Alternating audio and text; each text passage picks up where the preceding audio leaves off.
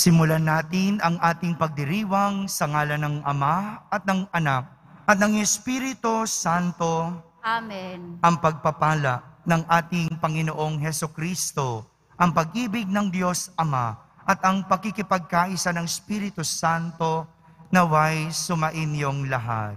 At sumaiyo rin. Minamahal kong mga kapatid, ipinagdiriwang po natin ngayon ang dakilang kapistahan ng kabanal-banalang katawan at dugo ng Panginoon o Corpus Christi. Tunay na nanahan si Kristo sa Eukaristiya, ang sakramento ng bago at walang hanggang tipan at buhay na tanda ng pagdiligtas niya sa atin. Hindi man natin lubos maunawaan ang dakilang hiwagang ito, patuloy tayong sumasampalataya sapagkat ang Panginoon mismo ang nagsabi, ang tinapay na ito, ang aking katawan na inihahandog para sa inyo. At ang kalis na ito, ng aking dugo na ibubuhos para sa inyo at para sa lahat. Tunay na mapapalad tayong mga tumatanggap sa Kanya. Upang tayo'y maging marapat gumanap sa banal na pagdiriwang, aminin muna natin at pagsisihan ang ating mga kasalanan. Inaamin ko sa makapangyarihang Diyos At sa inyong mga kapatid, na lubha akong nagkasala sa isip, sa salita at sa gawa, at sa aking pagkukulang. Kaya isinasamo ko sa mahal na Birhing Maria, sa lahat ng mga anghel at mga banal, at sa inyo mga kapatid, na ako'y ipanalangin sa Panginoong ating Diyos. Kaawan tayo na makapangyarihang Diyos, patawarin tayo sa ating mga kasalanan at patnubayan tayo sa buhay na walang hanggan. Amen. Panginoon, kaawaan mo kami. Panginoon, kaawaan mo kami. Kristo, kaawaan mo kami. Kristo, kaawaan mo kami. Panginoon, kaawaan mo kami. Panginoon, kaawaan mo kami.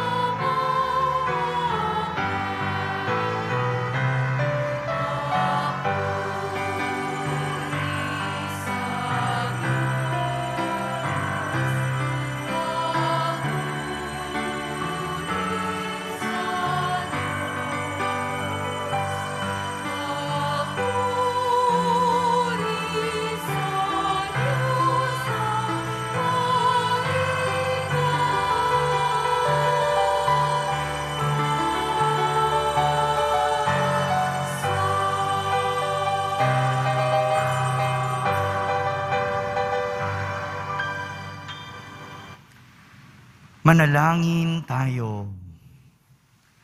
Diyos na totoo at tao namang totoo, Panginoon naming Hesukristo, ang huling hapunan ay inilagak mo para kami ay magkasalo-salo sa alaala ng iyong pagpapakasakit ukol sa mga tao. Ipagkalob mo ang aming kahilingang ang iyong katawan at dugo ay aming idangal sa pagdiriwang upang ang dulot mong kaligtasan ay lubos naming mapakinabangan kasama ng Espiritu Santo magpa sa walang hanggan. Amen. Magsiupo muna ang lahat. Pagbasa mula sa aklat ng Henesis. Noong mga araw na iyon, dinalhan ni Melkisedek, hari ng Salem at saserdote ng kataas-taasang Diyos, si Abram ng tinapay at alak at pinagpala ng ganito. Pagpalaing ka nawa, Abram, ng Diyos na kataas-taasan, na lumikha ng langit at lupa.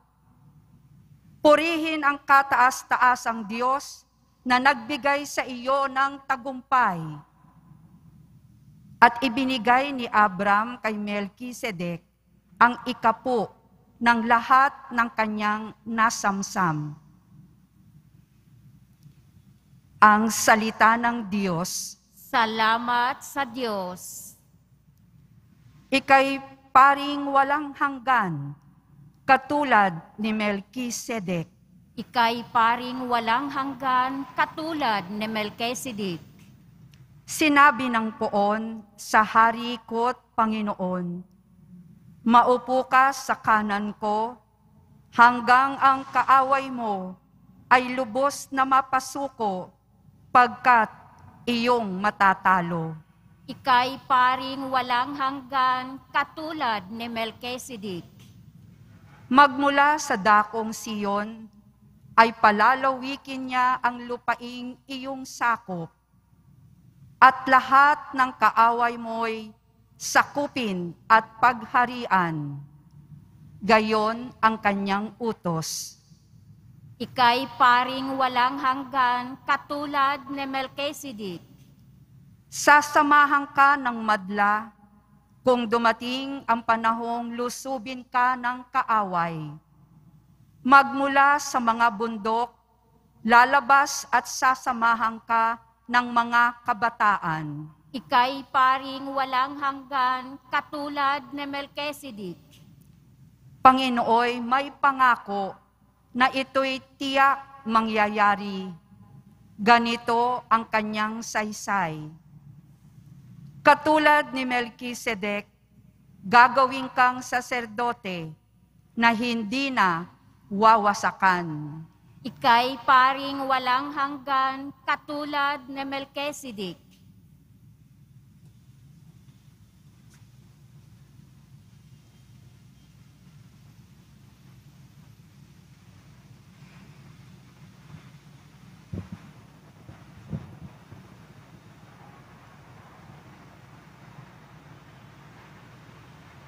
Pagbasa mula sa unang sulat ni Apostol San Pablo sa mga taga-Korento. Mga kapatid, ito ang aral na tinanggap ko sa Panginoon at ibinigay ko naman sa inyo.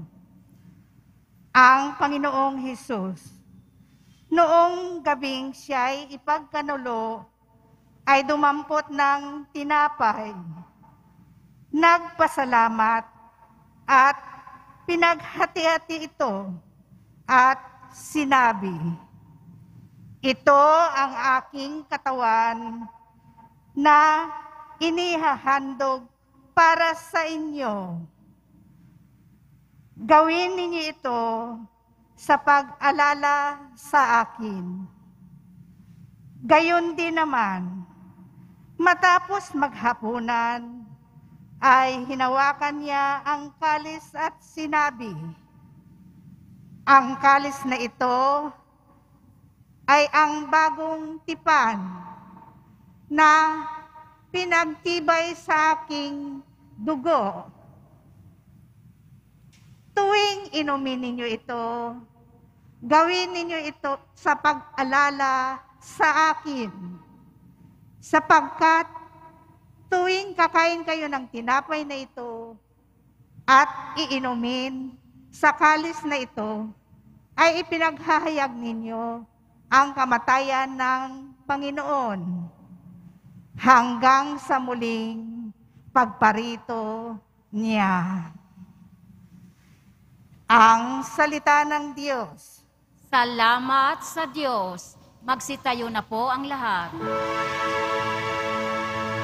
Pagkain mula sa langit, ngayon'y hain sa daigdig, handog ng kaibig-ibig, kailan may di masasait. Paghahain nilahat, nang ialay si Isaac, ang korderong nagliligtas, ang mana ng nagsilikas. Pastol naming mapagmahal, kami iyong kaawaan, gawing dapat makinabang sa pagkain iyong alay, hanggang langit ay makamtan, makagawa mo ang lahat, upang tanan ay maligtas.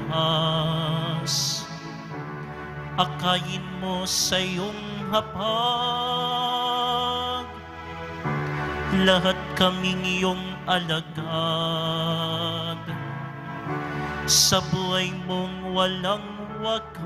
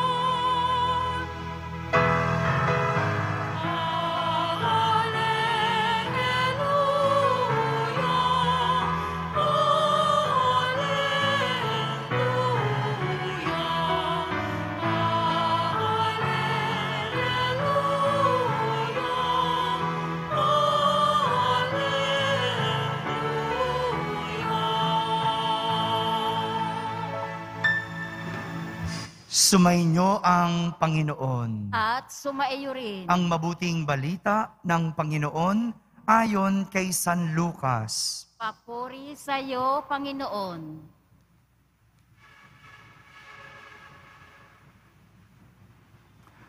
Noong panahong iyon, nagsalita si Jesus sa mga tao tungkol sa paghahari ng Diyos. Pinagaling niya ang mga may karamdaman. Nang dumidilim-dilim na'y, nilapitan siya ng 12 at sinabi, "Paalisin na po ninyo ang mga tao nang makaparoon sila sa mga nayon, sa kabukiran, sa paligid upang humanap ng makakain at matutuluyan. Nasa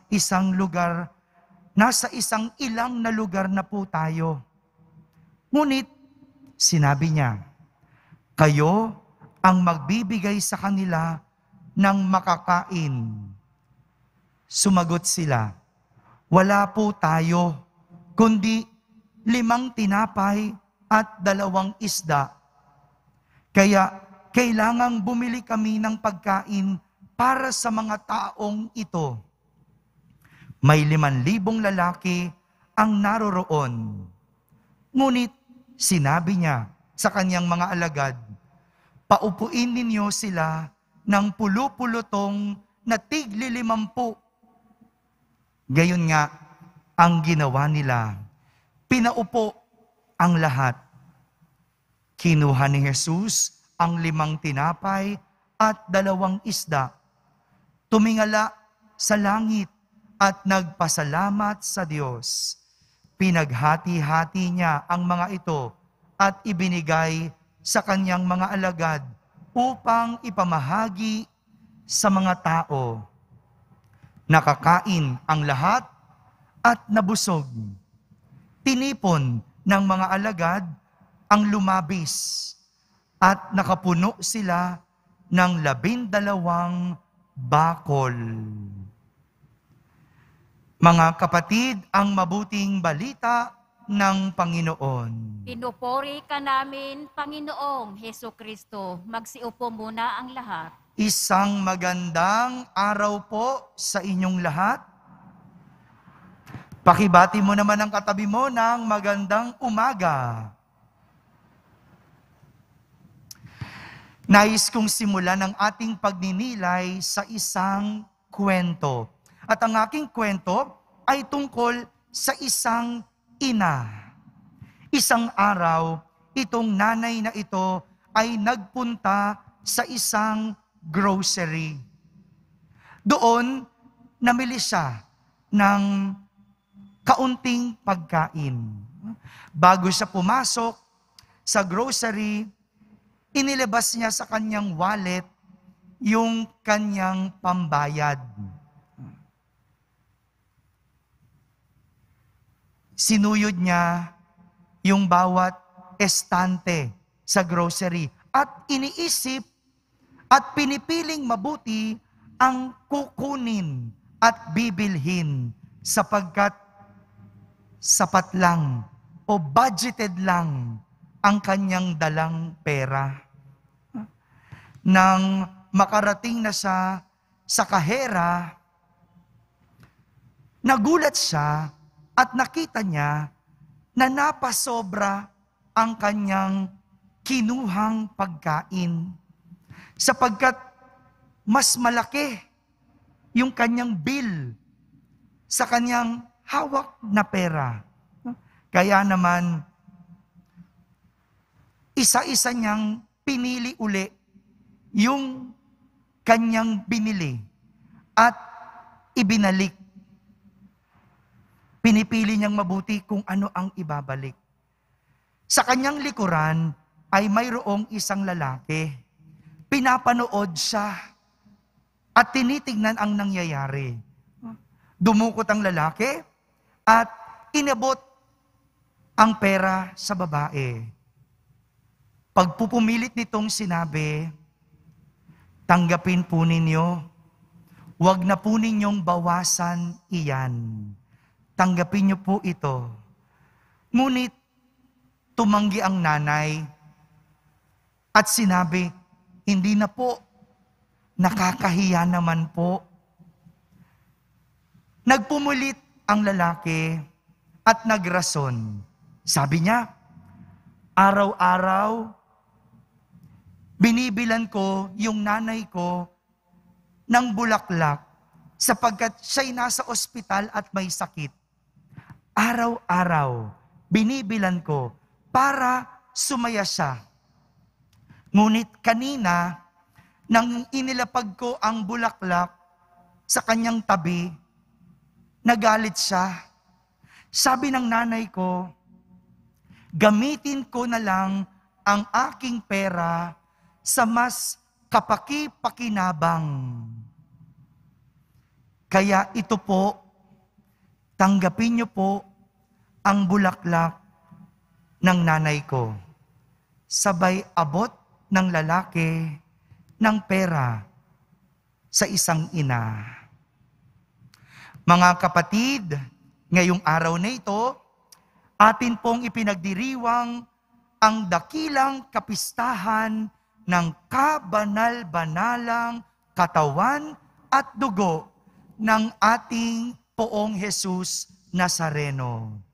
At ang ating mga pagbasa sa araw na ito ay tumutukoy sa kung ano ang sinisimbolo at pinapatungkol ng katawan at dugo ni Kristo. Sabihin niyo nga po, katawan, dugo ni Kristo. Sa ating unang pagbasa, dinalhan ng hari ng Salem na si Melkisedek ng tinapay at alak si Abram. At siya ay pinagpala. Dinalhan ng tinapay at alak. Dito, ipinapakita na ang tinapay at ang alak ay simbolo ng pag-aalay. Sabihin niyo nga po, pag-aalay. Samantala, sa ating ebanghelyo, narinig natin ang kwento ng pagpaparami ni Jesus ng tinapay at isda. Natandaan niyo po ba yung kwento? Hindi po ba? Pinarami ni Jesus yung tinapay at isda. Matapos kasi niyang pagalingin ang lahat ng tao sa kanilang karamdaman, inabot na sila ng pagdidilim. Kaya naman, naisip ni Jesus na pakainin muna yung mga tao bago pauwiin. Kumain muna dapat sila bago pauwiin. Pero iba, mag-isip ang mga alagad ni Jesus. Sa halip na pakainin, gusto na nilang pauwiin ang lahat ng tao. Sapagkat alam nilang hindi sasapat ang kanilang pagkain sa 5,000 tao. Iba talaga mag-isip si Jesus. Si Jesus, naisip niyang pakainin. Ang mga alagad ni Jesus, naisip pauwiin. Kaya nga, inutusan ni Jesus ang kanyang mga alagad na sila ang magbigay ng pagkain. Inutusan ni Jesus na magbigay ang kanyang mga alagad. Ang 5 tinapay at 2 isda, pinarami ni Jesus. Sa pamamagitan nito ng pagbibigay ng mga alagad ni Jesus. At lahat sila nakakain. Lahat nakakain at mayroon pang lumabis. Ang tinapay sa kwento ni Jesus ay naging simbolo ng pagbibigay. Sabihin niyo nga po, pagbibigay. Pag-aalay at pagbibigay. Ito po ang tinutukoy ni San Pablo sa kanyang sulat sa mga taga-Korinto sa ating 2 pagbasa.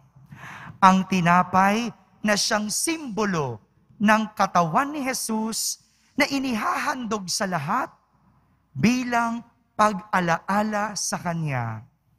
At ang alak na siyang simbolo ng dugo ni Jesus na sinasabi sa lahat na tuwing iinumin ay magiging pag-alaala kay Jesus. Ito po ang ibig sabihin ng ating pagdiriwang sa araw na ito. Yung tinapay at alak, simbolo ng katawan at dugo ni Jesus na nangangahulugang pag-aalay at pagbibigay. Ito po yung ibig sabihin ng ating pagdiriwang ngayon, na meron tayong Jesus, meron tayong Diyos na nagbigay at nag-alay ng kanyang sarili, na siyang sinisimbolo ng tinapay at alak bilang katawan at dugo. Ang katawan at dugo ni Jesus ay kanyang alay at pagbibigay na nagpapaalala sa atin ng kanyang pag-ibig. Pag-ibig na handang mag-alay ng sarili. Pag-ibig na nagbibigay ng lahat-lahat. Mga kapatid, isang sukatan ng pag-ibig ay kung ang tao ay handang mag-alay at magbigay. Ito po ang pagdiriwang natin sa araw na ito. Ito ang kapistahan o dakilang kapistahan ng katawan at dugo ng ating Poong Jesus Nazareno. Ang kanyang pagbibigay at pag-aalay ng kanyang sarili alang-alang sa pag-ibig sa tao. Amen? Amen. Magsitayo po tayong lahat at sabay-sabay nating ipahayag ang ating pananampalataya. Sumasampalataya ako Sa Diyos amang makapangyarihan sa lahat, na may gawa ng langit at lupa. Sumasampalataya ako kay Hesukristo, iisang anak ng Diyos, Panginoon nating lahat. Nagkatawang tao siya lalang ng Espiritu Santo, ipinanganak ni Santa Mariang Birhen, pinagpakasakit ni Poncio Pilato, ipinako sa krus, namatay, inilibing, nanaog sa kinaroroonan ng mga yumao, nang may katlong araw na buhay na magmuli, umakyat sa langit, naluklok sa kanan ng Diyos amang makapangyarihan sa lahat. Doon magmumulat paririto at hukom sa mga nabuhay at nangamatay na tao. Sumasampalataya naman ako sa Diyos Espiritu Santo, sa banal na simbahang katolika, sa kasamahan ng mga banal, sa kapatawaran ng mga kasalanan, sa pagkabuhay na muli ng mga namatay na tao, at sa buhay na walang hanggan. Amen. Ipinapahayag at pinagtitibay ng Eukaristiya ang pakikiisa natin kay Jesus at sa ating sari-sarili. Batid ang mga sanhi ng ating pagkakawatak-watak. Tayo manalangin at ating sambitin. Panginoon, gawin mo kaming kaisamot ng aming kapwa. Panginoon, gawin mo kaming kaisamot ng aming kapwa. Nawa, pahalagahan ng simbahan ang Eukaristiya at itaguyod ito bilang buklod ng pag-ibig na naglalapit sa atin kay Kristo at sa isa't isa. Manalangin tayo. Panginoon, gawin mo kaming kaisamot ng aming kapwa. Nawa, lumahok sa Eukaristiya ang lahat ng mananampalataya ng may pag-ibig kay Jesus at sa kapwa. Manalangin tayo. Panginoon, gawin mo kaming kaisamot ng aming kapwa. Nawa, alalahanin nating lahat na ang pagtanggap ng banal na komunyon ay nangangailangan ng kapangakuang magtaguyod sa katarungan, pakikipagtulungan, at kapayapaan. Manalangin tayo. Panginoon, gawin mo kaming kaisamot ng aming kapwa. Nawa, makatagpo tayo sa banal na sakramento ng inspirasyon at lakas para mamuhay alinsunod sa halimbawa ni Jesus. Manalangin tayo. Panginoon, gawin mo kaming kaisamot ng aming kapwa.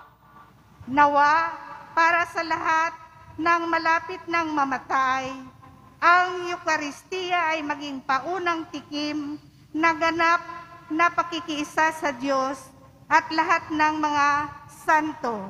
Manalangin tayo. Panginoon, gawin mo kaming kaisamot ng aming kapwa. Sa katahimikan, ating ilapit sa Diyos ang ating mga pansariling kahilingan.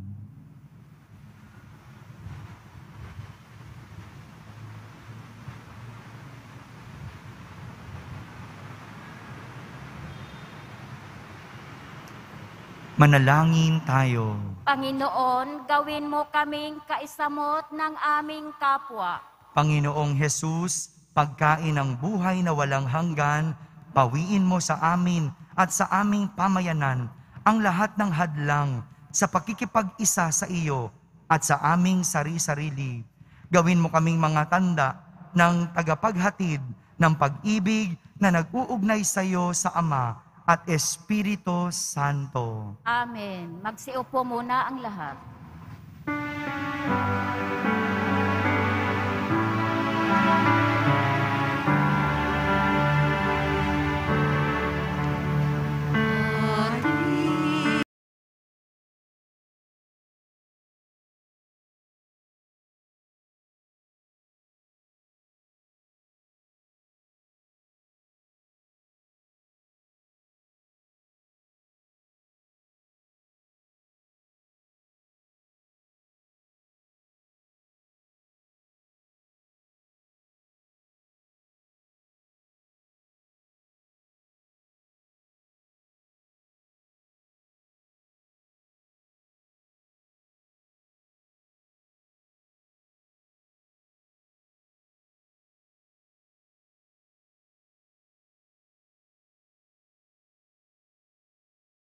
Kayo mga kapatid, upang ang paghahain natin ay kalugdan ng Diyos amang makapangyarihan. Tanggapin nawa ng Panginoon itong paghahain sa iyong mga kamay, sa kapurihan niya at karangalan sa ating kapakinabangan at sa buong sambayanan niyang banal. Ama naming lumikha, bigyan mo ngayon ang iyong sambayanan ng mga kaloob na pagkakaisa at kapayapaan na ipinahihiwatig ng mga alay namin sa paghahaing ipinagdiriwang sa pamamagitan ni Jesucristo kasama ng Espiritu Santo magpasawalang hanggan. Amen. Sumainyo ang Panginoon. At sumaiyo rin. Itaas sa Diyos ang inyong puso at diwa. Itinaas na namin sa Panginoon. Pasalamatan natin ang Panginoong ating Diyos. Marapat na siya ay pasalamatan. Ama naming makapangyarihan, tunay ngang marapat na ikaw ay aming pasalamatan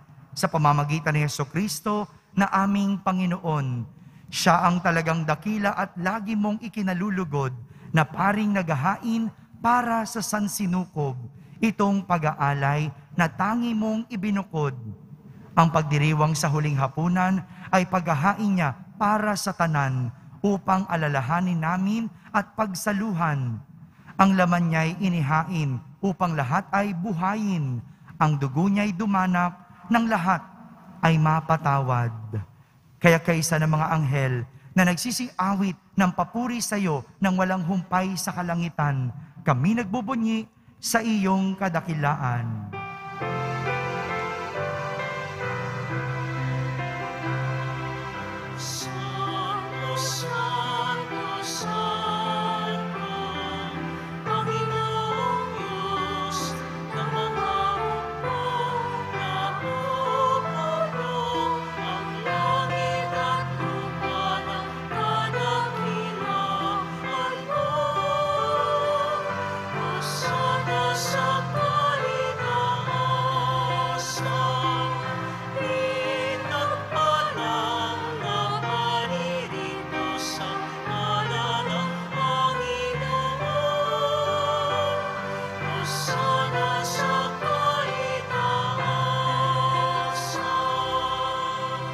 Magsiluhod po ang lahat. Ama naming banal, ikaw ang bukal ng tanang kabanalan.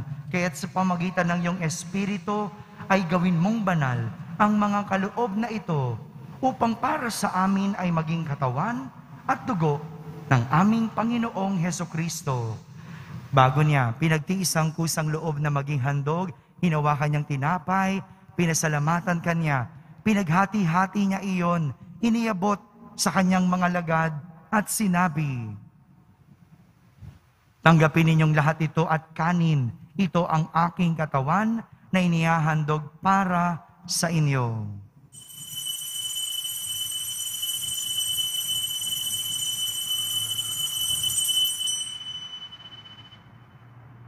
Gayon din naman, nung matapos ang hapunan, hinawakan niyang kalis, muli kanyang pinasalamatan, iniabot niyang kalis sa kanyang mga lagad at sinabi, "Tanggapin ninyong lahat ito at inumin. Ito ang kalis ng aking dugo, ng bago at walang hanggang tipan, ang aking dugo na ibubuhos para sa inyo at para sa lahat, sa ikapagpapatawad ng mga kasalanan. Gawin ninyo ito sa pag-alaala sa akin."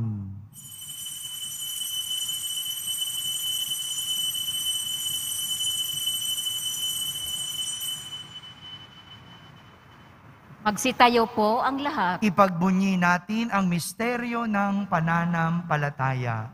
Si Kristo'y namatay, si Kristo'y nabuhay, si Kristo'y babalik sa wakas ng panahon. Ama, ginagawa namin ngayon ang pag-alaala sa pagkamatay at muling pagkabuhay ng iyong anak. Kaya't inaalay namin sa iyo ang tinapay na nagbibigay buhay at ang kalis na nagkakaloob ng kaligtasan. Kami nagpapasalamat dahil kami iyong minarapat na tumayo sa harap mo para maglingkod sa iyo. Isinasamo namin kaming magsasalo-salo sa katawan at dugo ni Kristo ay mabuklod sa pagkakaisa sa pamamagitan ng Espiritu Santo. Ama, lingapin mo ang iyong simbahang laganap sa buong daigdig. Puspusin mo kami sa pag-ibig kaysa ni Francisco na aming Papa, ni Jose na aming Obispo at ng Tanang Kaparian. Alalahanin mo rin ang mga kapatid naming nahimlay na may pag-asang sila'y muling mabubuhay. Gayon din ang lahat ng mga pumanaw. Kaawan mo sila at patuloyin sa iyong kaliwanagan. Kaawan mo at pagindapating kaming lahat na makasalo sa iyong buhay na walang wakas.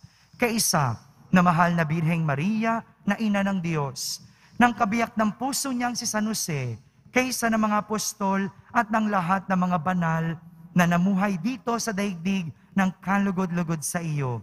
May pagdiwang nawa namin ang pagpupuri sa kararangal mo sa pamamagitan ng iyong anak na aming Panginoong Hesukristo. Sa pamamagitan ni Kristo, kasama niya at sa Kanya, ang lahat ng parangal at papuri ay sa iyo, Diyos Amang makapangyarihan, kasama ng Espiritu Santo, magpasawalang hanggan.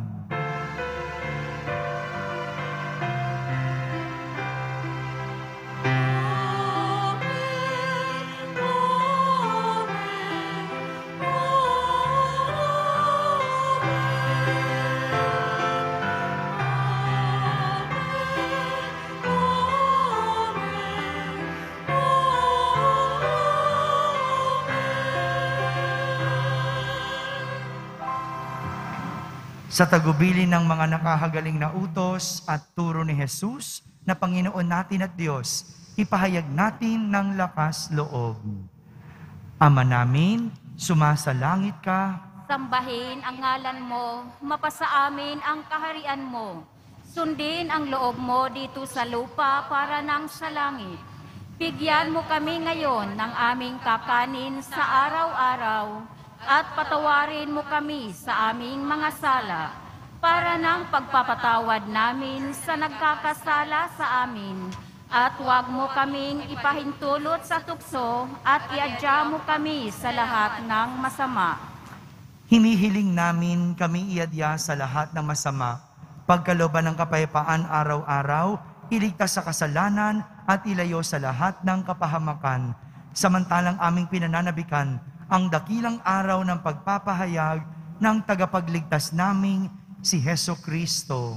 Sapagkat iyo ang kaharian at ang kapangyarihan at ang kapurihan magpakailanman. Amen. Panginoong Hesukristo, sinabi mo sa iyong mga apostol, kapayapaan ang iniiwan ko sa inyo, ang aking kapayapaan ang ibinibigay ko sa inyo.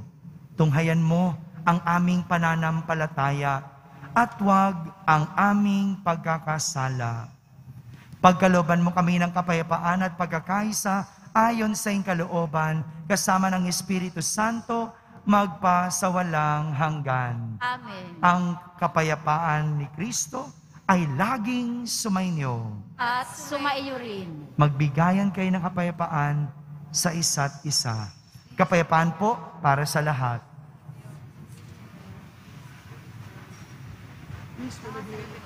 Kordero ng Diyos na nag-aalis ng mga kasalanan ng sanlibutan, maawa ka sa amin. Kordero ng Diyos na nag-aalis ng mga kasalanan ng sanlibutan, maawa ka sa amin.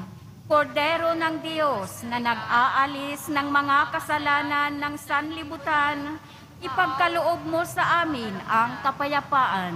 Magsiluhod po ang lahat. Ito ang kordero ng Diyos. Itong nag-aalis ng mga kasalanan ng sanlibutan. Mapalad ang mga inaaniyahan sa kanyang piging. Panginoon, hindi ako karapat-dapat na magpatuloy sa iyo. Ngunit sa isang salita mo lamang ay gagaling na ako. Ang katawan ni Kristo. Amen.